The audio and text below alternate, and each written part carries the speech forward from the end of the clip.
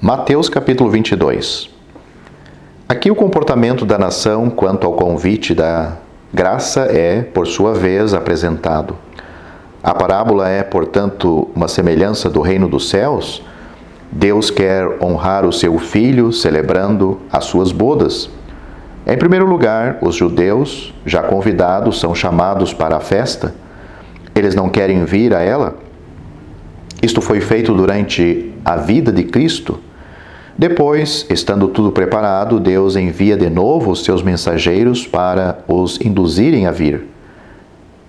Esta é a missão dos apóstolos à nação. Quando a obra da redenção foi cumprida, os judeus desprezam a mensagem ou matam os mensageiros. O desprezo e a violência são as duas formas da rejeição do testemunho de Deus e da verdadeira testemunha. Eles odeiam um e amam o outro, ou se ligam a um e desprezam o outro. O resultado é a destruição dos malvados e da sua cidade. Trata-se do julgamento que se abateu sobre Jerusalém no ano 70. Devido à recusa de aceitar o convite, são agora admitidos ao festim os infelizes, os gentios, os que entram de fora, e a sala de núpcia fica cheia de convidados. Mas aqui uma outra coisa se apresenta.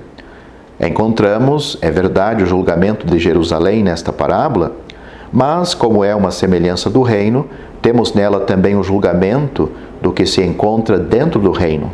Cada circunstância tem de estar de harmonia com seu caráter.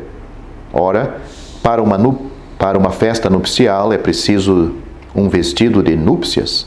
Se Cristo vai ser glorificado, tudo tem de estar de acordo com a sua glória. Pode haver uma aparente entrada no reino, uma confissão de cristandade, mas quem não estiver vestido daquilo que convém às núpcias será lançado fora. Temos de estar revestidos do próprio Cristo. Por outro lado, tudo está preparado, nada é perdido. Os convidados não tinham de levar coisa alguma, o rei tinha provido a tudo. Mas temos de estar imbuídos do espírito daquilo que é feito. Se houver o pensamento do que é próprio para uma festa nupcial, a necessidade de um vestido de núpcia será evidentemente sentida. Caso contrário, a honra do filho do rei terá sido esquecida. O coração será estranho à festa. O próprio homem será tratado como estranho pelo julgamento do rei, quando tomar conhecimento dos convidados que entraram. Assim foi também manifestada a graça a Israel. Israel é julgado por ter recusado o convite do grande rei para a festa de seu filho. E é também julgado o abuso desta graça por parte daqueles que aparentemente aceitaram o convite. A entrada dos gentios é anunciada. Termina aqui a história do julgamento de Israel em geral e do caráter que tomará o reino. Depois disto, do versículo 15 em diante, as diferentes classes de judeus são apresentadas, cada uma por sua vez. Primeiro, os fariseus e os herodianos, quer dizer, aqueles que favoreciam a autoridade dos romanos e aqueles que se lhe opunham, procuravam confundir a Cristo nas suas palavras. O bendito Salvador responde-lhes com aquela perfeita sabedoria que sempre manifestava em tudo o que fazia e dizia.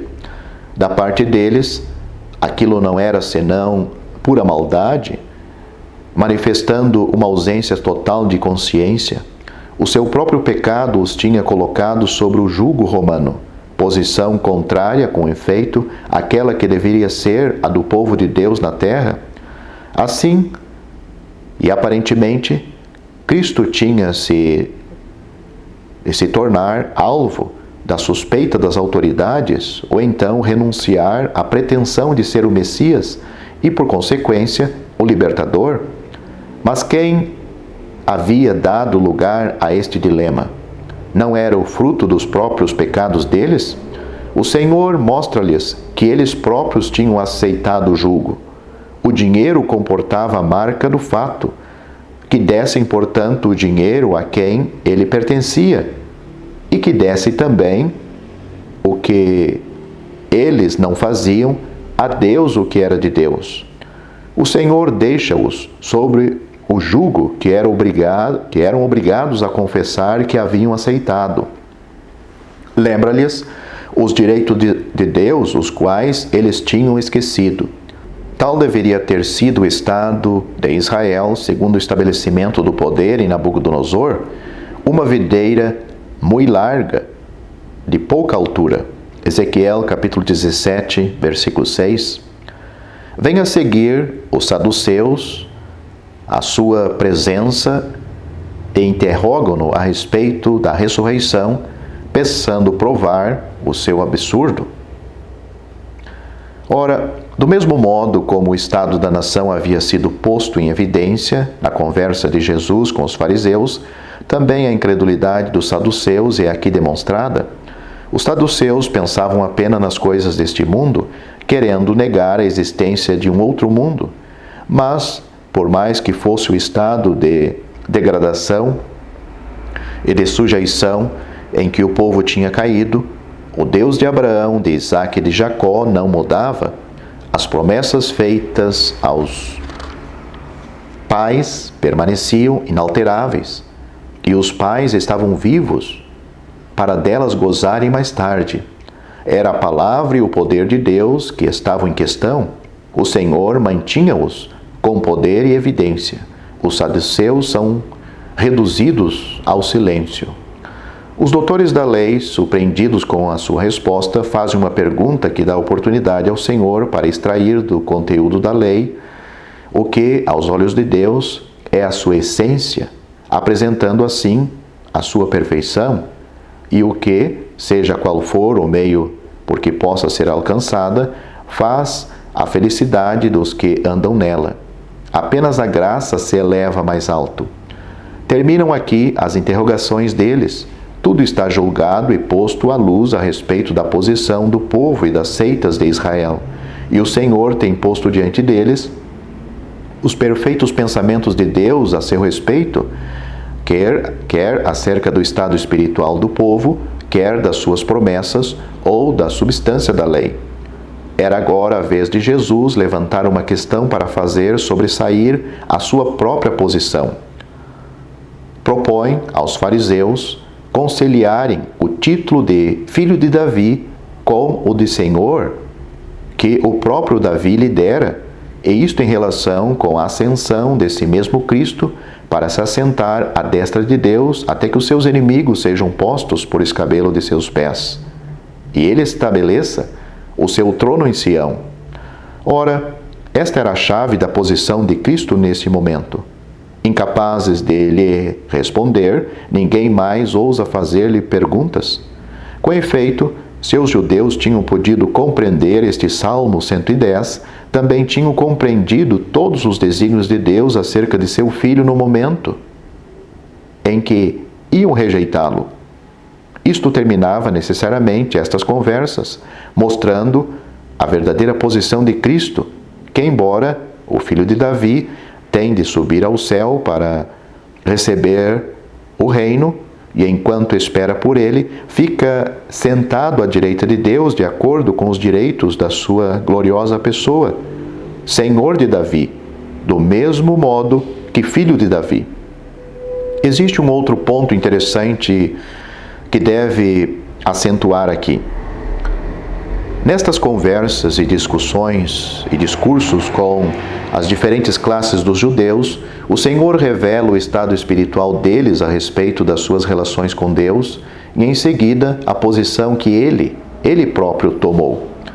Em primeiro lugar, mostra a posição nacional que eles tinham perante Deus como sendo responsáveis para com Deus, de acordo com a consciência natural e os privilégios que lhes pertenciam. O resultado serem eles cortados e substituídos por outros na vinha do Senhor.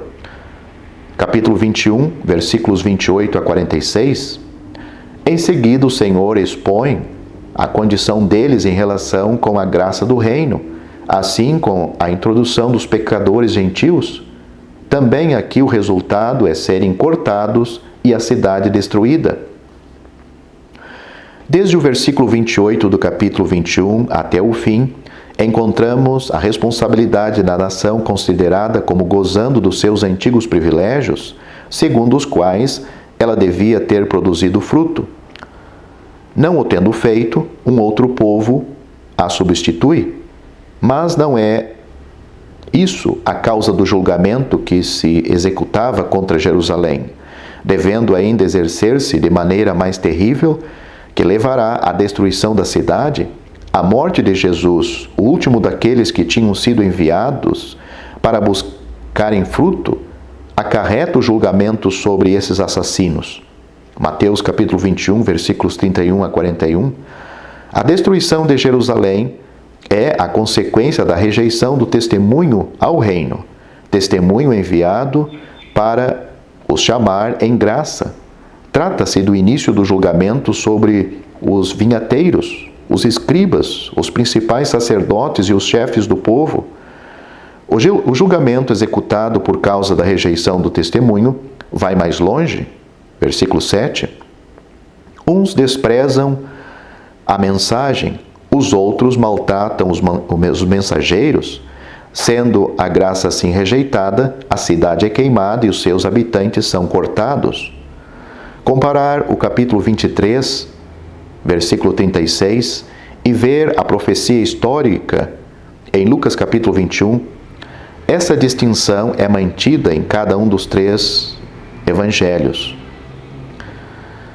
Depois, os herodianos, amigos dos romanos, e os fariseus, seus inimigos, pretensos amigos de Deus, fazem sobressair a verdadeira posição dos judeus frente ao poder imperial dos gentios e perante Deus. Na sua entrevista com os saduceus, o Senhor mostra-lhes a certeza das promessas feitas aos pais e as relações de Deus com eles acerca da vida e da ressurreição. Depois mostra aos escribas o verdadeiro alcance da lei e, enfim, a posição que ele, o filho de Davi, tomava segundo o Salmo 110, posição que se ligava com a sua rejeição pelos condutores da nação que o rodeava.